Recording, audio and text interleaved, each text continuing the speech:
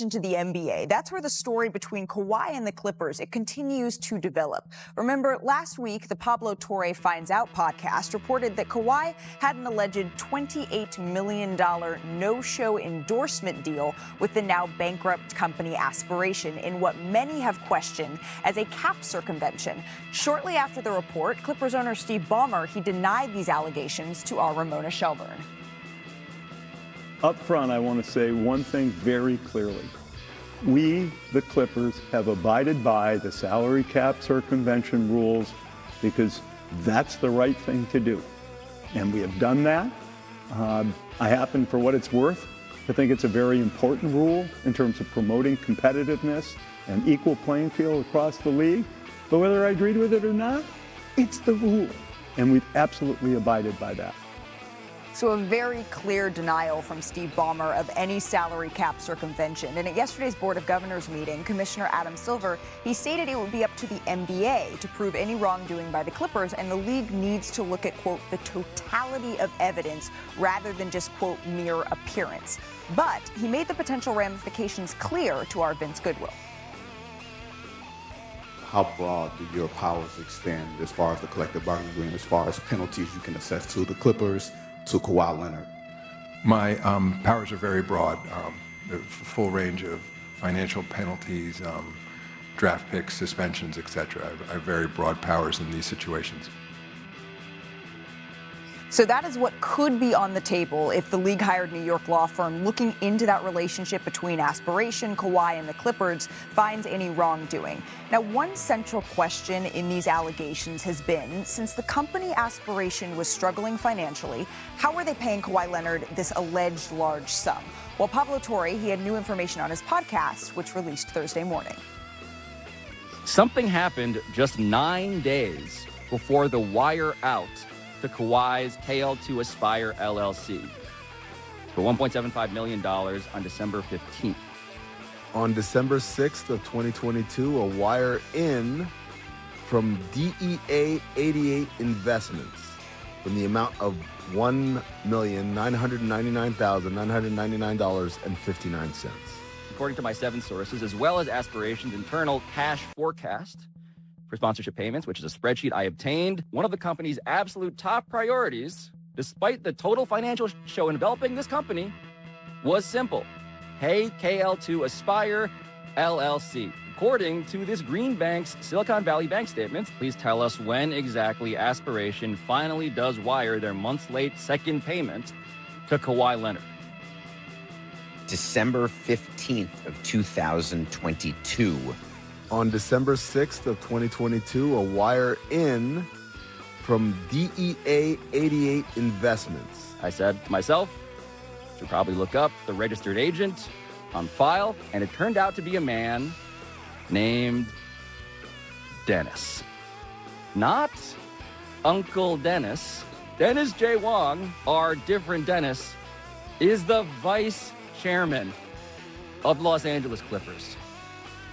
So as we welcome in our senior NBA insider, Brian Windhorst, Brian, I think it's important to note here that overdue payment to Kawhi, which Aspiration made a priority amidst this financial turmoil, it was allegedly made the same day as it laid off 20% of its workforce. That's according to Torre. So there's a lot to process here. Let's distill it down. What do you think is the single most important thing to take away from this new information? The details that Pablo revealed last week were incredibly compelling. They also allowed the Clippers to have plausible deniability. That did not mean they were innocent, but when Steve Ballmer came and had that interview with Ramona Shelburne, he had plausible deniability. And as Adam Silver said, the burden of proof was on the league. These revelations that came out today had substantially less plausible deniability because of the amounts, because of the relationships involved. This one is going to be harder to explain. Now, Adam Silver made it very clear yesterday that it is dangerous to take a snapshot of something, especially when you're talking about very complex financial records, and that he would encourage and allow the investigation being done by Wachtell Lipton out of New York to play out before doing anything.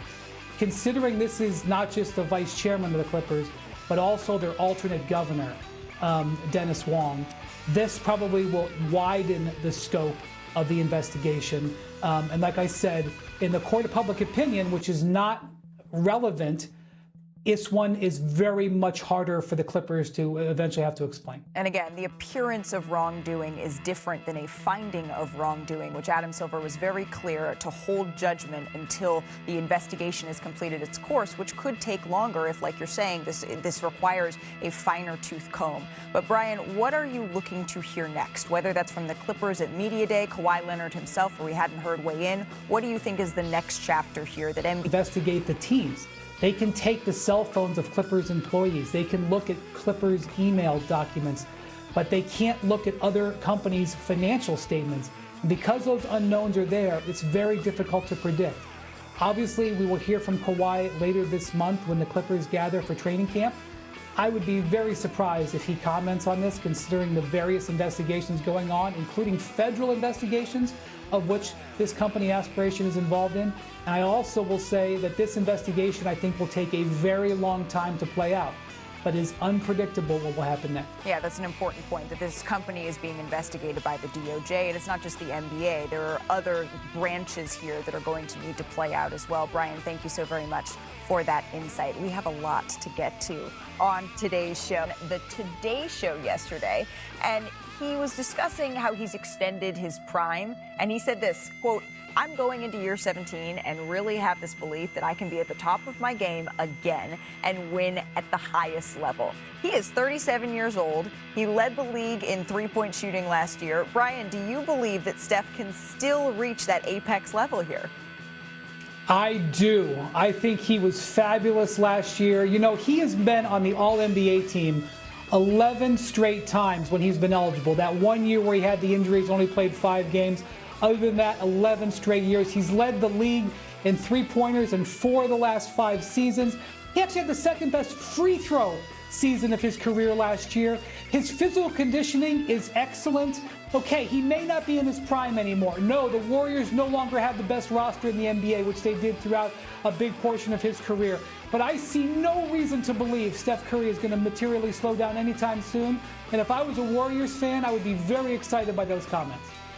Very excited about those comments. A little concerned about the construction of your team. I think the biggest thing that will help Steph Curry is getting some help. Send the man some help. Now, we know that the big issue going into, I guess, the midway point for the Golden State Warriors was winning the non-Steph Curry minutes. Right. Add Jimmy Butler, and they started winning. Just a little bit of bad luck towards the end of the playoffs. But still, they need to find a third star so that he can really cook.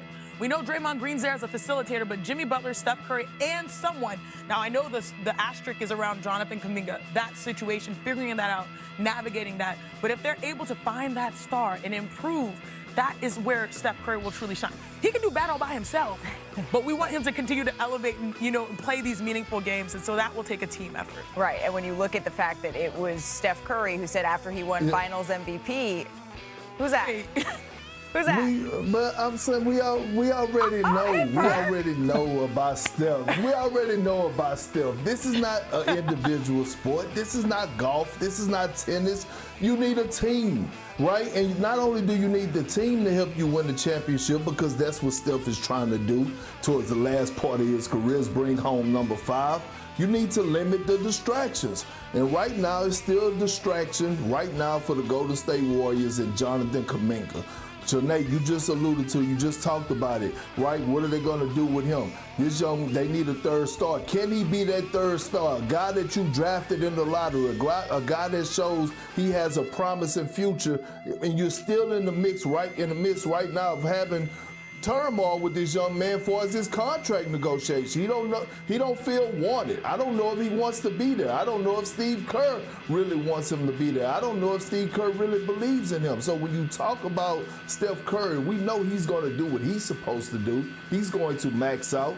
But again, you need the organization not to have distractions. And right now, this is a huge distraction, and you don't need that going into this season, into training camp. Perk, you basically want Jonathan Kuminga, his presence to be felt, right? For them to make a decision. I thought you would come in Debo in this segment. You just were like allow me to reintroduce. I thought you were gonna come in stronger, Perk. You know what? Came in too smooth with it. Only Thursday. We still got another show for him to make sure to reach that level. But Perk, since you brought it up, that one-year qualifying offer, $7.9 million, right? That's what's on the table. And that would give Jonathan Kuminga an implied no-trade clause and allow him to become an unrestricted free agent. That's next season. So Kuminga, the clock's ticking. He has until October 1st to sign that qualifying offer, or they could agree on a longer deal, but that hasn't come to fruition in the last couple of months, and time is getting pressed. So, Brian, how much of Golden State's success this season do you think is going to hinge on what happens with Kuminga? Because we certainly have been talking about it a lot. I think it's what happens with Kuminga's salary slot. And so that's what the real thing is here. Kuminga has not been able to establish himself with a solid role. And when he's often been at his best, it's when the other Golden State Warriors players haven't necessarily been on the court. And so what the Warriors have been trying to do here, although they would never announce this, is they're trying to sign Jonathan Kuminga to a contract that enables them to trade him, because they know he does have value elsewhere in the league. Kuminga naturally wants to be paid like he has proven of his talent. And so that's why they've been at loggerheads, especially in a market that is closed to free agency. Free agency is essentially over. And so I do believe that Kuminga is going to start this season on the Warriors. Yeah. And I do believe there is still a window for him to get a multi-year deal. However, I understand why both sides are dug in. I agree with you. I do believe that Jonathan Kuminga is going to start the season on the Golden State Warriors, but this is a team that hasn't been able to make any other free agency moves because they've sort of been waiting on this domino to fall, and they've been waiting a long time. But while we're talking about Steph, Perk, there's something else I would love to get your thoughts on here, because he said, again, this is on the Today Show, that I think this is the most skilled era of basketball history. So, Perk, what do you think of that? Ooh. Steph dropping the hot take, you know what I think of it. It's time for one of them. Perks, big list. Damn it, it's not your list. It's Big Perk's list. There's actually rules to this, okay? You will speak when spoken to. Give me some energy. Bam. That's it. Bam! Bam! Bam! Put it up there. It's not your list. It's mine.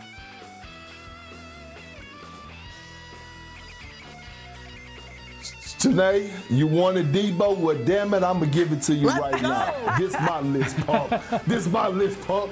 Big Perk's big list of best skills in the NBA right now. Wendy, Shanae, Malika, y'all know the routine. Damn it, you will speak when spoken to, and you will bring the energy that is needed. Otherwise, you would not be part of this segment again. Coming in at number 5. Bam! Put it up there.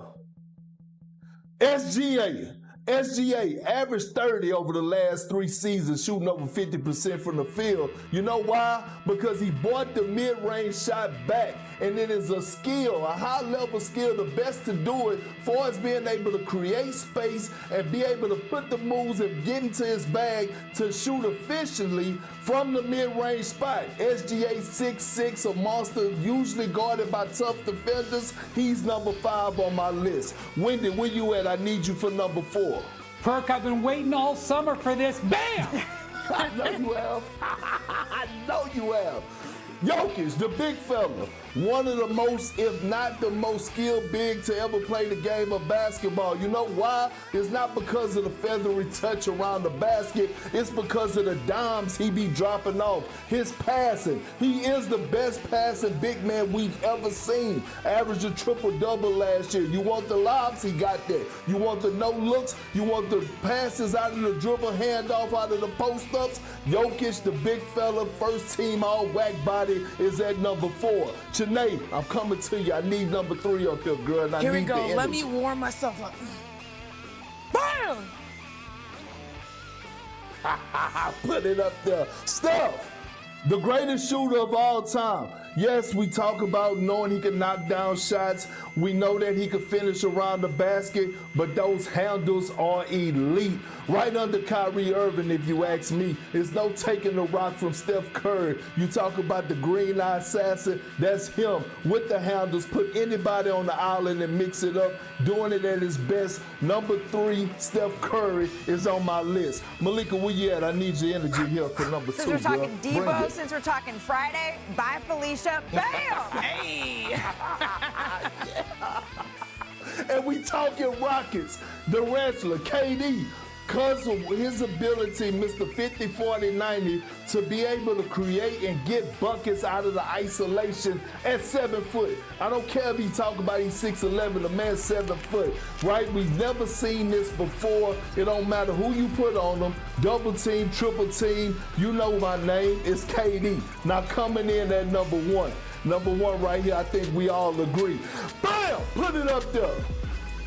Kyrie Irving, the most skilled player to ever play the game of basketball. We know he got the handles at 6'2", 6'3", the post work, but it's the finishing around the basket, playing below the rim, amongst the trees. Nobody does it like Kyrie Irving. You want the right hand finishes, the reverse lays, he giving you that. You want the left hand finish, left hand floaters at the rim, he's giving you that. Again, this is my list, punk, like Debo say. Big perks, big list of best skills in the NBA right now.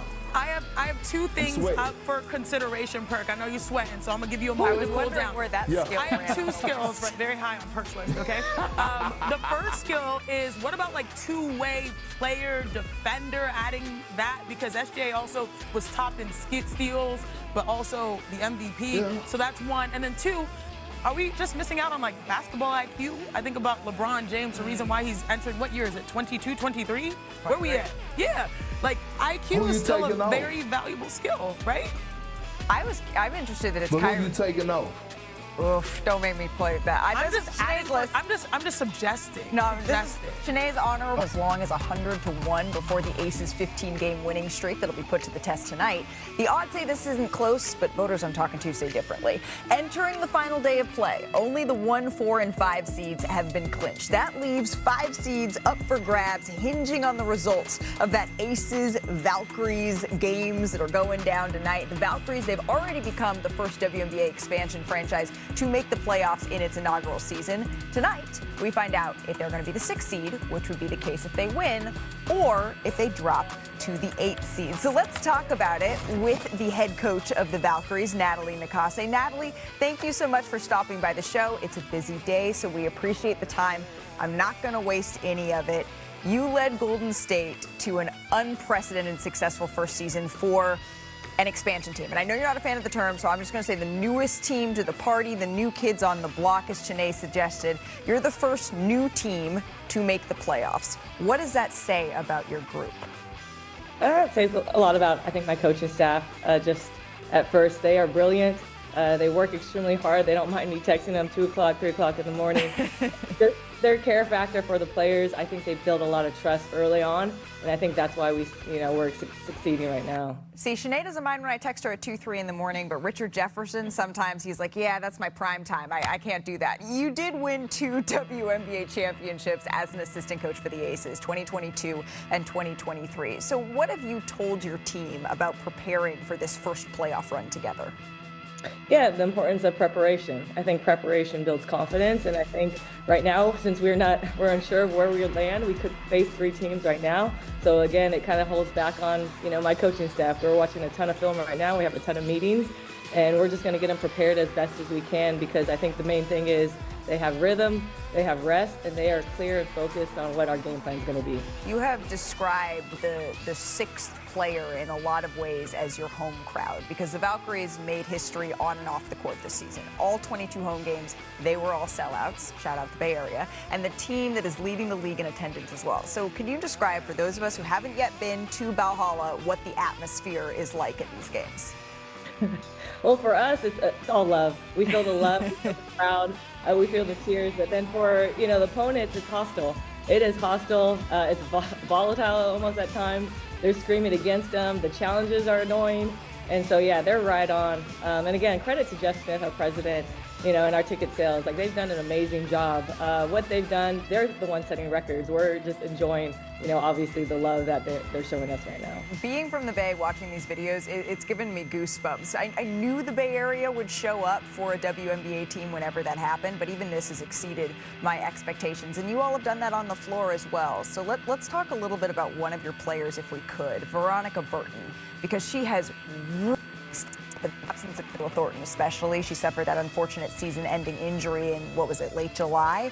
She has real buzz for most improved player. So what has impressed you the most about her game? Just her willingness to kind of be uncomfortable. I put her in so many spots of like, now you got to use your voice. Now you got to, I call it, I'm a little bit more aggressive. I'm an MFer. Like I cuss at people, I yell at people. And she's like, you know what, coach, I'm going to stay true to myself. I'm a little bit more loving, caring, supportive. I build relationships based off of trust. And she goes, I'm going to lead the way I want to lead. And I said, hey, do you, be you. And I think that's really the coolest thing is like V is unfazed. Whatever I throw at her, whatever I yell at her, whatever I demand for her and make her study and memorize, she's unfazed. And I think that's what you see in her game right now. See, that's what I am trying to gain through osmosis, the being unfazed part of it, because I think I'm a little bit more like you. I get a little bit wound up and then I end up being that person. So let's end here, Coach. Tonight, your Valkyries take on the Lynx. Major playoff seeding implications. I don't need to tell you that, but just to remind our viewers, with a win, you'd be 6th. A loss, your team drops to 8th, and you would start the playoffs in Minnesota against the top-seeded Lynx. So what's your mindset heading into this pivotal matchup? I know we're taking you away from the film right now. Yeah, you are right now. I could be in a meeting right now. But no, it's honestly getting rhythm and rest, like I said. I have to be mindful. We play in less than 48 hours. We're going to play. We have 2 days rest. So I have to just be mindful of how I manage this game. We get great rhythm. Obviously, we're playing to win, like always, and just putting us in a confident spot, but also understanding, like, we got to have, be connected. We got to have each other's back. And then at the end of the day, walk away healthy. That's the big. Yep, absolutely. Knocking on some wood as we speak for that. Coach, thank you so much. Shout out.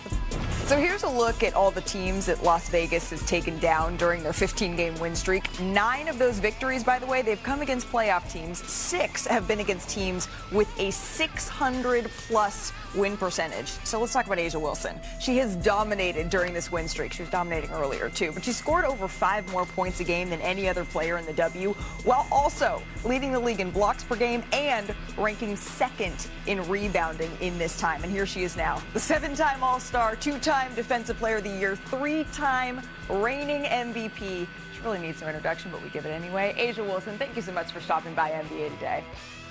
Yes, thank you for having me. We always appreciate the time. This has been quite the turnaround that we were just looking at there. We would have been having a very different conversation 2 months ago, right? You're riding a 15-game win streak. It's the longest win streak we've seen in this league in a decade. How much sweeter is that, given the way you all started this season? Obviously, it's a lot more fun. It is. When you're winning, everything seems to be great. But we have a lot of things that we need to work on, but we're definitely really happy at where we are and how we're just playing. I think when you're playing the right way, that's what makes the difference between the wins. And we're learning how to grind out wins because we were in the trenches in the early of the season. So it's been a lot of fun kind of just playing the right way. I love that you told my sister, and not just because it's my sister, that you all sort of learned some things about yourselves when you were in those trenches. I know you don't forget, but maybe for fans who blocked this out or something, it all started after that 53-point loss to the Minnesota Lynx. What did that moment feel like? I know you don't want to go back there, but would you take us back there for just a second? And how did it fuel this?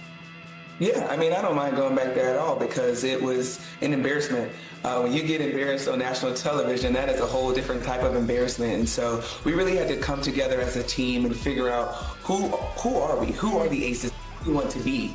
And I think you then saw that. And obviously, I also feel like we were due for something good considering how we started.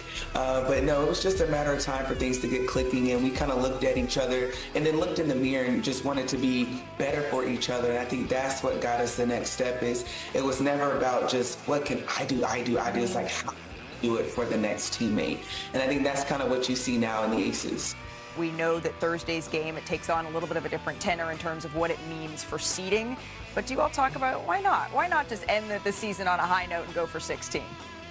Yeah, I feel like that is just going to be us regardless. We just want to go out there and play the best basketball the right way. And we always say it's never about the opponent. It's never about who we're playing against. It's going to always be about the Aces and us. And if we the right way and learn and grow together, that's a win in our book. So of course we want to keep the streak alive. Of course we want to continue to play and win games. But we don't just show up to games and be like, oh, hey, should we do this or should we do that? No, we have to be the aces every single time we step foot on the court. And riding that momentum into the postseason, playing your best basketball at the best time and most important time of year, right?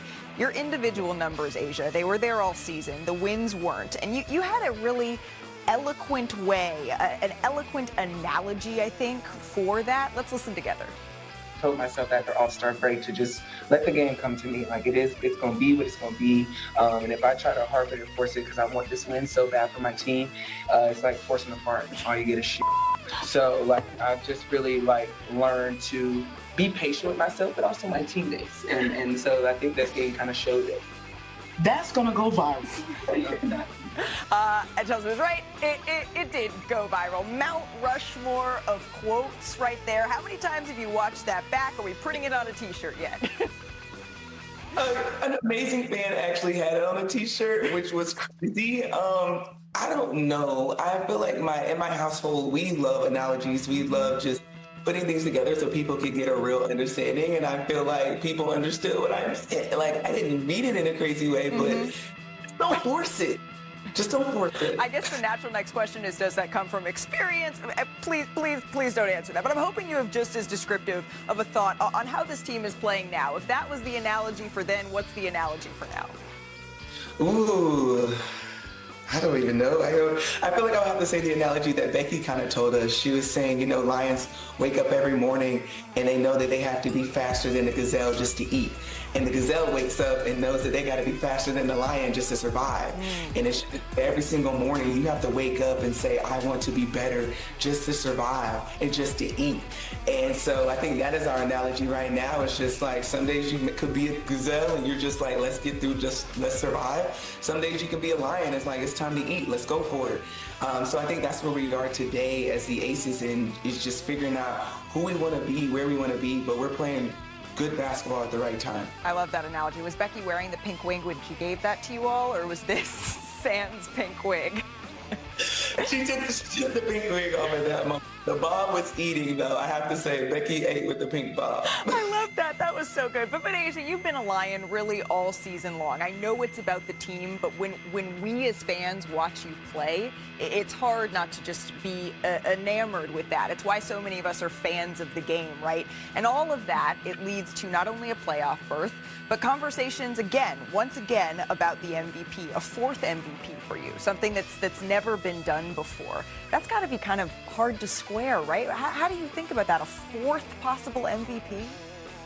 It's crazy. It really is. But I'm honestly just blessed to be in the position that I'm in, honestly, just to have my name in these conversations and on the list of greats when you're talking about the WNBA. And every single time I step foot on the court, I don't take a moment for granted. I know that entertainment. I know that I'm trying to, wow and woe the fans, and we as the Aces are trying to play just good basketball, and that's what it's truly all about. I love what I do every single day, so if it brings another MVP, let's do it, let's go for it, but if it doesn't, we still gonna do it and go for it again. So I'm grateful, I'm blessed to be just surrounded by an amazing team that helps me just be who I am. That joy is contagious when we watch you play. Nobody has ever scored more points in a single game than you. Nobody's ever scored more points in a single season than you. Nobody has had more 40-point games, Asia, than you. You're the first player to ever have a 30-20 game. So stop me maybe when you see the number of players that you think are better than you in the league right now. A1? Hey, So let's end with the most unfair question of all. The most unfair version of that childhood game, Would You Rather, which I always gave me a little bit of anxiety as a kid, right? Another chip or a fourth MVP? Why do I have to choose? Come on now. Bingo. I want bingo, but give me a chip. A chip is nice. Why can't you do both? Asia, thank you. I so appreciate you. Good luck with the rest of the season and the postseason. You all are so much fun to watch.